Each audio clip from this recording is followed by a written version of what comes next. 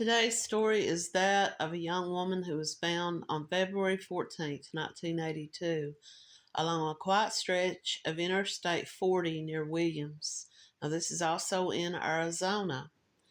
Once again, like I said in a different video that I did about the Devil Dog Doe who was discovered near this same location, this was in practically the same area that this girl was found in 1982. And the Devil Dog Doe, and the reason they're calling her Devil Dog is because of the location. It was the name of the road that she was found on. Now, this woman was found in 2003, so it was quite a few years after. I don't think the two cases were connected, but I just want to read about this. This was a teenage girl. She was alone, unidentified, and far from home. She had no name. No one seemed to be searching for her. And they ended up naming her Valentine Sally. She was found on Valentine's Day.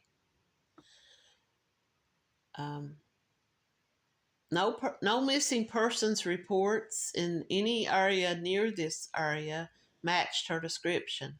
No one came forward looking for her, but they did get a fragile lead. 10 days before her body was found, the girl had been seen at a truck stop near Ash Fork, Arizona. She was not alone. She was with an older man. Now, this older man has never been identified. Years passed, even decades, with nothing said about her.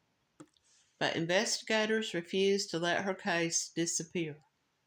Artists reconstructed her face again and again, trying to bring her back into the world. Her image was circulated through newspapers, television, and eventually the internet. But the same question remained: who was she? But now in the late 2010s, investigators turned to forensic genealogy. In 2021, nearly 40 years after she was found, the mystery was revealed. Valentine Sally was Carolyn Celeste Eaton. She was 17 years old. She was a daughter, and she was missing for 40 years. For her family, the truth brought both relief and heartbreak.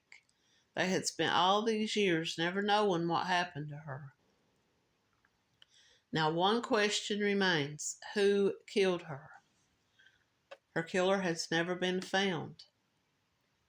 Carolyn's story is no longer a nameless victim left on the side of a road. She is no longer Valentine Sally. She is Carolyn Eaton, and her story is not finished. Carolyn Celeste Eaton was born October 1st, 1964. She was previously known as Valentine Sally. She was an American teenager from Bellefonte, Missouri. She was found murdered along Interstate 40 in Williams, Arizona. Now, this was the same place, like I said, where they found this Devil Dog Doe off Interstate 40 in Williams, Arizona. The young woman had last been seen alive 10 days earlier on February the 4th, 1982, at the Monte Carlo truck stop near Ash Fork, Arizona.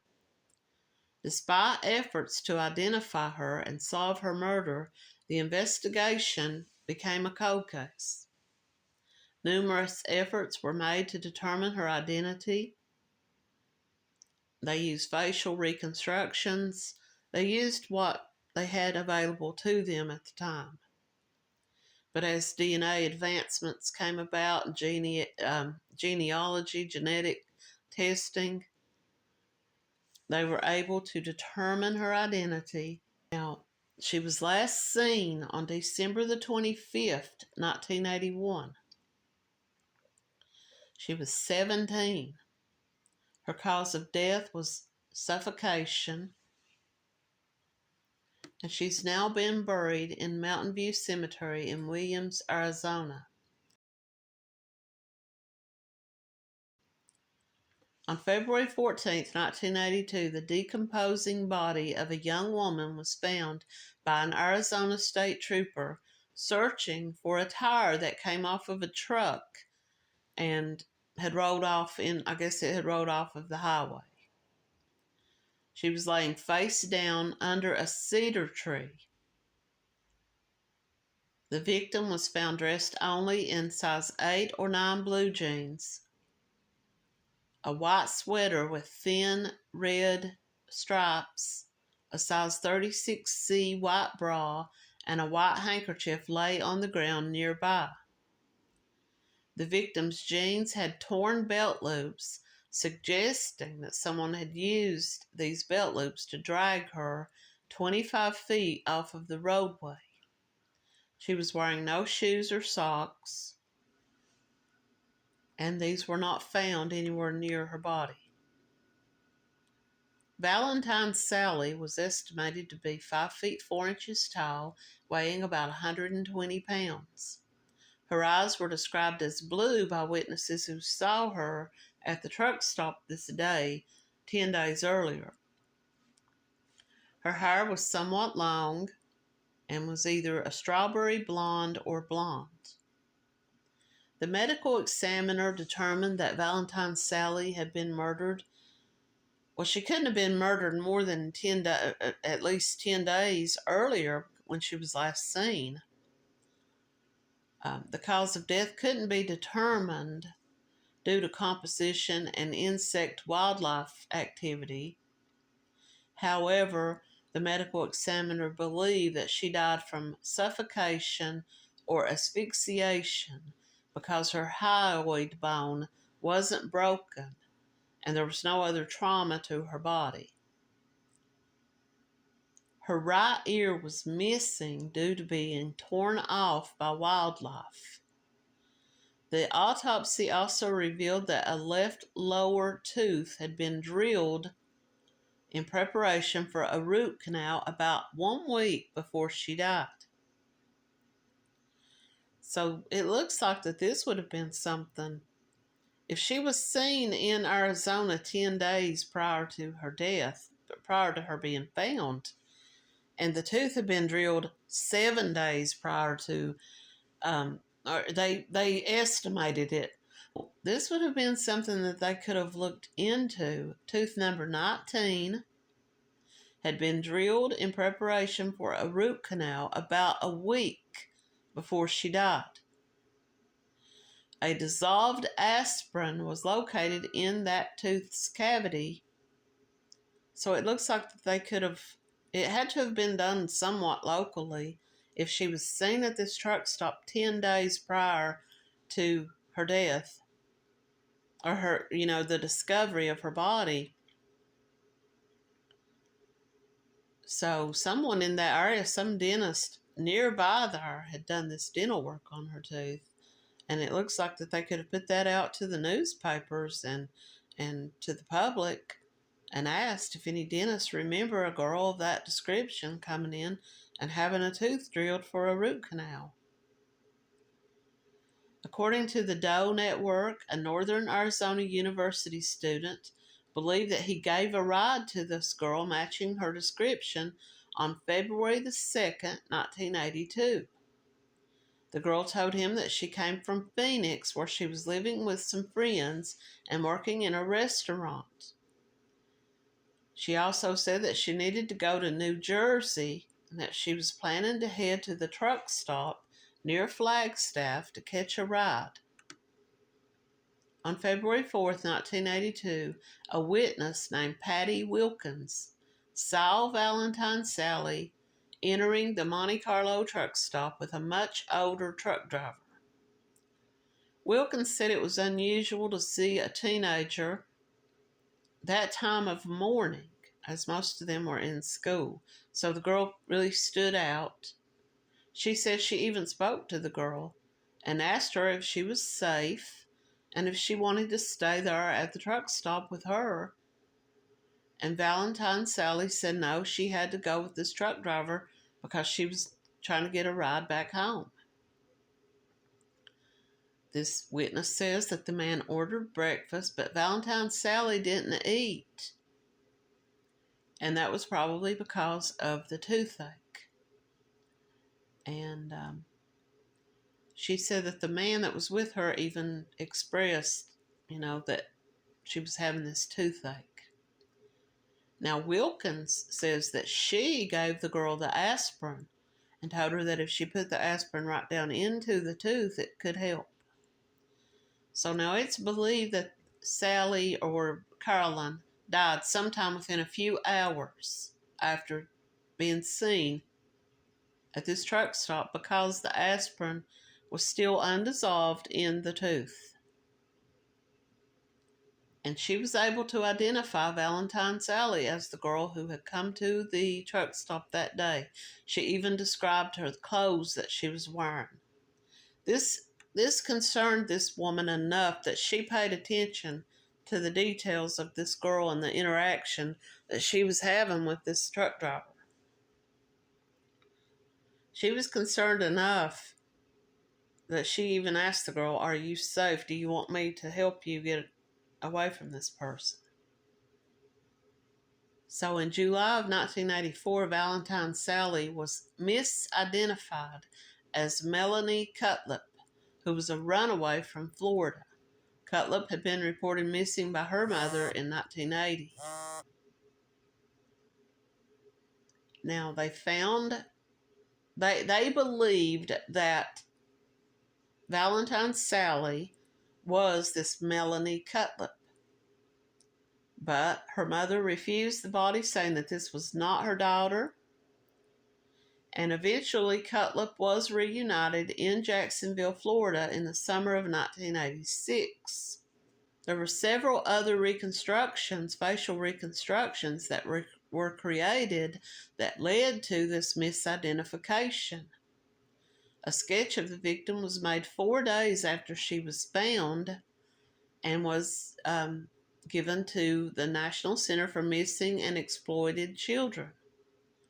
And they later recreated and released 2 more facial reconstructions. And they misidentified her as this Melody, but it wasn't her. Her mother knew it wasn't her. Patty Wilkins says that the age of the truck driver that she seen with Valentine Sally that day would have been somewhere in his 50s. The man was of medium build. She said he was around 5'8" to 5 feet 10 inches tall. He wore a 2-tone checker pattern leather vest and a black felt cowboy hat with a peacock feather. Now, this is something that would really stand out to a person. A sketch of him was later created using Wilkins' eyewitness account. And some web sleuths, determined and believed that this man was Royal Russell Long. But a connection could not be established. Long is believed to have traveled through the Interstate 40 area after he murdered Cinda Pallet and Charlotte Kinsey in September of 1981. He never owned up to knowing Carolyn Eaton or Valentine Sally. He never confessed to her murder. In 2005, Valentine Sally's case was assigned to the Cold Case Squad, and a group of volunteers with law enforcement backgrounds. They all went to work on this case. And they started talking about genetic genealogy. Now, they teamed up with Barbara Ray Venter, who was the genealogist who helped to identify, or who did identify, the Golden State Killer. A match was found on Valentine Sally's family tree. They worked down to one branch of the family in St. Louis, Missouri. They then attempted to determine the presence of these girls This was a family with some daughters, and all of them were accounted for except for one. This girl had a history of being a runaway, and there were juvenile records of her that were never expunged. The cold case squad concluded that the girl was Valentine Sally. On February 22nd, 2021, the sheriff's office publicly announced the identity of Valentine Sally as 17-year-old Carolyn Celeste Eaton of Missouri. Now, around Christmas Day of 1981, Eaton's family came home to find her with two other men that they didn't know. They got into an argument and they told these men to leave, and Eaton went with them. She never returned, and they never heard from her again. And they believe she ended up in Arizona by hitchhiking across the country. Now, the investigation into Carolyn's murder is ongoing. Detectives are investigating any leads that they received, and they are pursuing information about the truck driver who was seen by Patty Wilkins that day at this truck stop. And she described the man, and they determined that they thought it could have been this man who had killed two other women, Royal Russell Long. They were never able to establish a connection with him and Carolyn. But now Royal Russell Long was a serial killer and a kidnapper. He was convicted of kidnapping, and he was suspected of being a serial killer and a rapist. He was given 2 life sentences for the kidnapping of 2 young girls. And he has been a suspect in the disappearances of other young women from Arizona and Oklahoma, along with several others from Colorado and Missouri. He was born in Indiana, and he moved to Wyoming in 1974. He worked as a Carny, which is someone who works with carnivals, helping set up carnivals and transporting the carnival equipment around. And then he also became a long-haul truck driver, and he worked at local fairs and carnivals beginning in 1981. He was arrested in 1984 in Albuquerque, New Mexico, after he kidnapped a 12-year-old girl named Sharon Bald Eagle. This was in South Dakota. Bald Eagle was not with him when he was arrested. He pleaded guilty to 2 counts of kidnapping for the purpose of committing indecent liberties with a minor, and he was sentenced to 2 life terms in prison. Went to prison. So he was still out and about in 1982 when Carolyn would have been in that area. Long had a history of sexual violence toward young women, and even his own daughter claimed that he had molested her for years, and that he would try to get her to lure other young girls, and he would also try to lure young girls using puppies.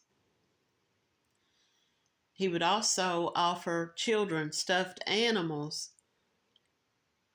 and they found a lot of stuffed animals in his car when he was arrested. Before I move on into the next part of this story, I would just like to remind everybody, if you haven't already, to please like the video and subscribe to the channel. Cinda Leanne Pallet was 13 years old when she was last seen with Charlotte June Kinsey, who was also 13, in September of 1981 at the Oklahoma Fairgrounds. Kinsey called her family's home to tell them that she and Pallet had received jobs unloading stuffed animals from a male carnival worker. Now, it's said that he had also approached other girls at this same carnival that same day, offering them a job doing the same thing. And he finally found these two girls who were willing to do it. In August of 1985, Long was charged with kidnapping and killing Charlotte and Cinda after he confirmed to investigators that he was at the fair that day. On one afternoon in September of 1981, friends Cinda Pallet and Charlotte Kinsey stepped into the fairgrounds. The teen girls were eager to experience the fair for the first time on their own. Sadly, the girls would never return home.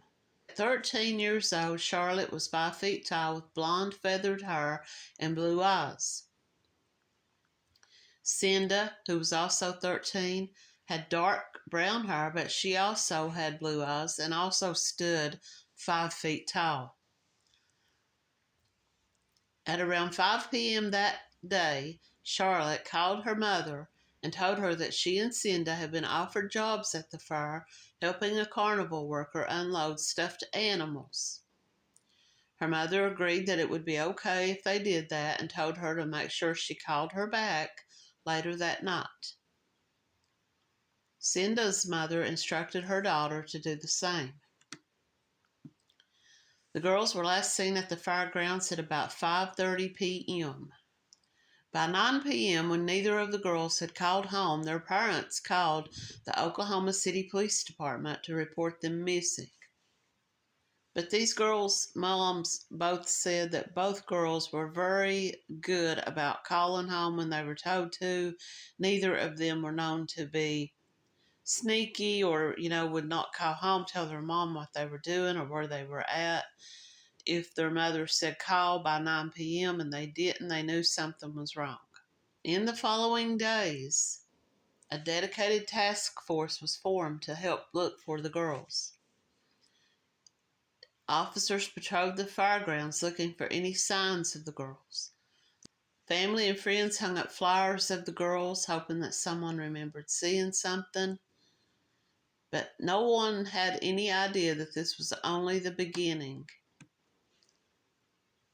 The case took on a life of its own. It grew and grew. The deeper we dug, the more obvious it was going to be lots of work.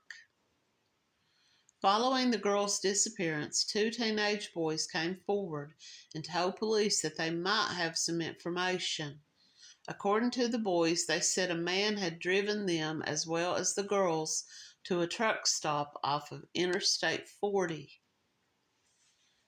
There were 2 young boys who were also in the car with the girls, and they got into the car with this man, and he was supposedly this carnival worker. The man told them that he was going to this truck stop to meet someone with some stuffed toys that he was going to bring back to the fair to put out to sell or as prizes at these carnival games. Once they arrived, there was no truck there, and the man asked the boys to wait in the truck while he took the girls to go look for the man that he was supposed to be there to meet. The boys say that they waited and waited and waited, but the man and the girls neither ever returned. The boys were both able to give a clear description, and they helped make a composite drawing of the man that they say they were in the car with. The sketch of this man and his description were placed on missing persons flyers. They described the car, and later the police were able to find out that this was a rental car. They were able to determine that the car was rented by Roy Russell Long. Royal Russell Long, who went by Roy, was a Carny and a long-haul truck driver. He lived in Tuttle, but he was in Oklahoma the day before the disappearance. He admitted to investigators that he had been at the fair the day the girls disappeared. Additionally, he had an uncanny resemblance to the police sketch, so much so that his ex-wife notified investigators as soon as she saw this, not knowing the story of him being with these girls and not knowing the story of what these young boys had told. She saw this on a missing person poster, and she called police, and she said, "That's my ex-husband, I know." Long was not a stranger to law enforcement. In fact, by the time investigators wanted to question him in the disappearance of Charlotte and Cinda, he was already serving time in Wyoming State Penitentiary, and his own daughter gave a statement that he had molested her for years. She said the abuse started when she was around 4 years old and continued until she was about 15. She would help investigators in their case against her father. She testified that there were multiple times when she rode in his truck with him on cross-country trips, and he would see young girls, and he would give her money to go play the pinball machine and buy sodas and try to lure these young girls to the truck. She says that there were several occasions when she was able to lure young girls by offering them stuffed animals, saying that they could win a prize, things like that. She would take them to her father's truck, and he would give her money to go back to play the pinball machine and stuff like that. And when she would come back to the truck, the girl would not be there anymore. Now, I want to say this, and I didn't get the details of all this, but during this testimony, a judge threw this out. He threw out her testimony. He said she was unbelievable and didn't believe what she had to say. She may not have been very good on the stand. She may have been nervous. She may have come across as not being a reliable witness, but it was a judge that decided she's lying, she's making this stuff up, you can't believe her, and threw this out.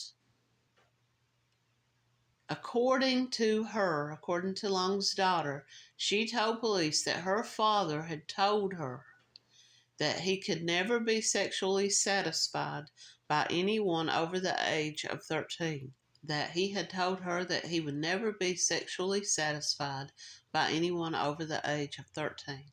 So this man was basically just a child molester. Investigators built their case against Long, and he was extradited back to Oklahoma. During their investigation, a fellow inmate in the Wyoming penitentiary testified that Long had been watching the coverage on TV of these girls them looking for these two young girls. And he said if you cut the bodies up small enough, they'll never be found.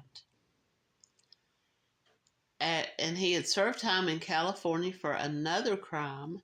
And while he was in that prison, he took up a trade. He was taught a trade, and he chose to become a meat cutter.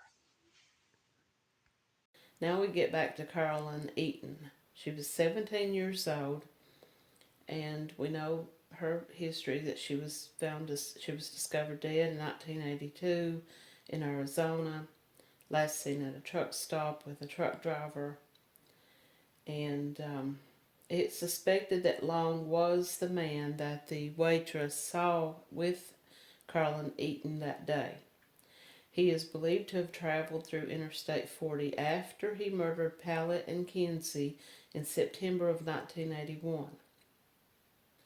12-year-old Sharon Bald Eagle ran away from her home in South Dakota on September 18, 1984, along with a friend named Sandi Brokenleg. The pair were picked up and driven to a residence in Evansville, Wyoming. The girls were held at gunpoint before being sexually abused, and Brokenleg managed to escape. She sent authorities to the home, but neither Sharon nor the man were there. 1 week later, Long was apprehended in Albuquerque, New Mexico. He claimed he left Sharon in Cheyenne, Wyoming, and he said that she was alive when he last saw her.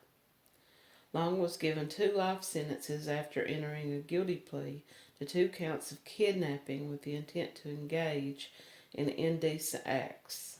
After his conviction, Long was tied by authorities to several more disappearances and deaths in Wyoming and Oklahoma during the 70s and 80s.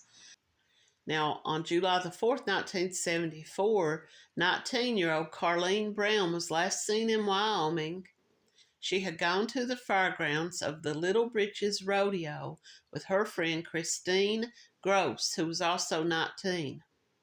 After that, both of these girls vanished. Their car was later discovered abandoned near the fairgrounds. In October of 1983, 9 years after they vanished, Christie's remains would be discovered 3 miles from Sinclair, Wyoming. She had died from 2 blows to the head. Carlene was not there, and she has never been seen or heard from. On August 4th, 1974, Deborah Ray Meyer, 14, was last seen leaving a relative's home near Rawlins, Wyoming. She intended to walk to a nearby movie theater, but she never made it. She's believed to have been kidnapped and killed because she has never been seen or heard from since, and no remains of hers have ever been found. In August of 1974, 10-year-old Jaylene Banker became separated from her friends while they were at a rodeo at the Rawlins Fairgrounds. On April 24, 1975, 8 months later, Jaylene's partially dressed body was discovered in a field. Her death was determined to be homicide. She also died from a single blow to the head.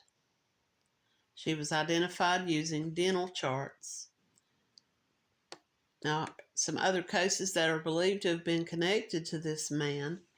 I do plan to look up all of these young women, these little girls, some of them as young as 12 years old, and bring some more information about their cases. But it was the case of 12-year-old Sharon Bald Eagle and 15-year-old Sandi Broken Leg, who went missing in South Dakota in 1984, that finally sent Long to prison. This Sandi Broken Leg was able to escape, and she told authorities, and they went to his home. But now he and Sharon Bald Eagle were both gone. A week later, Long was apprehended in Albuquerque, New Mexico. He says that he left this girl, Sharon, in Cheyenne, Wyoming. He was unaware if she was alive or dead. He was given 2 life sentences after he entered a guilty plea to 2 counts of kidnapping with the intent to engage in indecent acts. And Sharon Bald Eagle has never been found. So a little bit more about Sharon Bald Eagle. On September 18, 1984, 12-year-old Sharon Bald Eagle was abducted while hitchhiking with a friend in Casper, Wyoming. Sharon was from the Cheyenne River Reservation in Eagle Butte, South Dakota. She had run away from the now-closed Brainerd Indian Training School in Hot Springs. And while she was in Casper, she and her 15-year-old friend accepted a ride from 49-year-old former truck driver Royal Russell Long. Now, he took them to his home in Evansville, Wyoming. There, he held them at gunpoint, tied them up, and beat them. Sharon's friend managed to escape and called the police. But by the time officers arrived, both Long and Sharon were gone. A week later, Long was tracked down in New Mexico, but Sharon was nowhere to be found. According to the news reports, on January 23, 1985, Long was sentenced to 2 life terms at the Wyoming State Penitentiary after taking a plea deal. He pleaded guilty to 2 counts of kidnapping for the purpose of taking indecent liberties with a minor. Long's lawyer claimed he only pulled the gun on Sharon's friend after she threatened to blackmail him. He alleged that she told that she was going to blackmail him for having consensual sex with him. But here's the thing about that: this girl was only 15 years old, and under the law, this was statutory rape, and it was not consensual. So, as a part of his plea deal, his original charges of kidnapping with the purpose of rape, one count of rape, one count of attempted rape, one count of kidnapping, and one count of assault were all dropped. Now, Long claimed that he arranged for Sharon to travel with another truck driver headed to Dallas, Texas, and he said when he last saw her, she was alive and well. In 2020, Sharon's father, Taylor Bald Eagle, spoke to journalists about his ongoing pain of not knowing whatever happened to his daughter. Human remains were found, and this went viral. He started getting phone calls and emails saying that they believed it was Sharon, but after these remains were examined, it was not Sharon. Now, a journalist that spoke with him reported that he wanted people to remember his daughter and to pass along any tips to law enforcement. He shared how he continues to carry his daughter Sharon in his heart and in his prayers. He says he has her picture on his dashboard in his car, and she's always with him. Sharon was the only girl out of 4 children raised by her father. He says that she was a daddy's girl. She loved to sing, play piano, and work on art projects. I would say more than likely she was murdered. When the other girl escaped before the police arrived, I think this Royal Russell Long murdered her, and probably, he was long gone when the cops got there. I don't know how long it took them to get there. I don't know if they came out right away or if they just saw this as some type of false report or didn't take it seriously, or even in a matter of 10, 20, 30 minutes, he could get in his truck and be gone with this girl.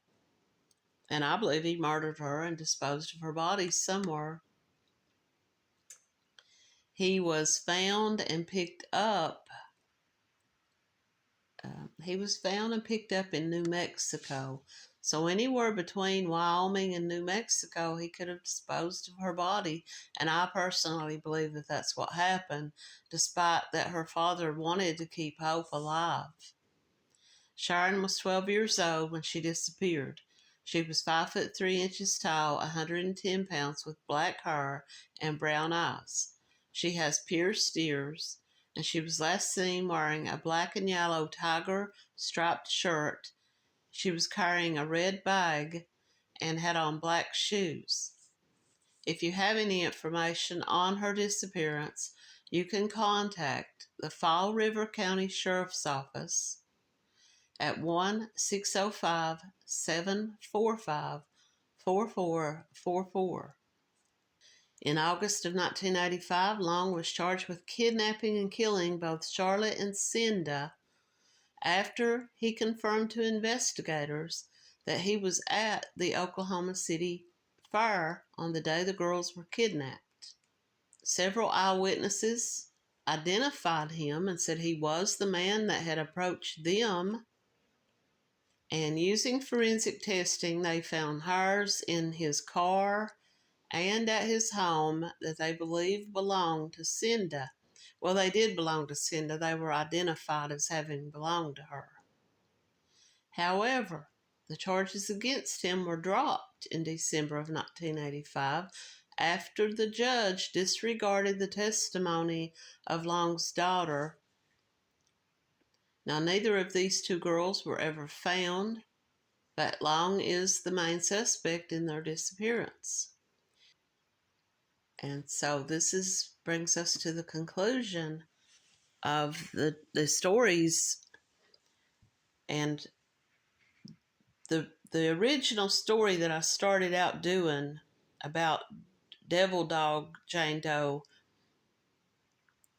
and the reason that I put these two videos kind of somewhat together, linked to them, was only because both Devil Dog Doe and Valentine Sally, who turned out to be Carolyn Eaton, were both found in Williams, Arizona, very close area to each other, even though it was very many years. And Devil Dog Doe was discovered years after this Roy Long had died in prison.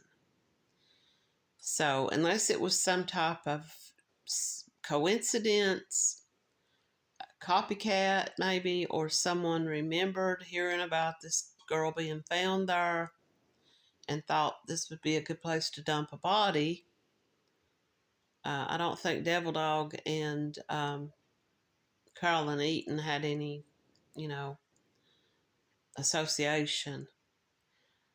But I just wanted to tell these stories about these girls, and it pains me, it angers me that this judge just dismissed these charges. But keep in mind, this was a different time, and DNA had not reared its head to the point that they could, and they had no bodies. They had no bodies of Cinda or Charlotte. So all they had was some hair. And I guess that his defense could have argued off that, yeah, these girls did help him unload some stuffed animals. And it's possible that her hair could have gotten into his car in that way. But I think that we all kind of come to the conclusion that this man had a history of sexual violence toward little girls, 10 to 12 to 13 years of age. This was his known behavior, to pick people up, and so that's one reason why they do believe that he was connected to Carolyn Eaton. Royal Russell Long, a convicted kidnapper and suspected rapist serial killer, served 2 life sentences in the Wyoming State Penitentiary. He died of a heart attack on November the 3rd, 1993, at age 58. If I ever find out anything more about any of these cases, if I find out anything more about the Devil Dog Doe, who is still unidentified, I will come back and do a follow-up. Thanks for watching.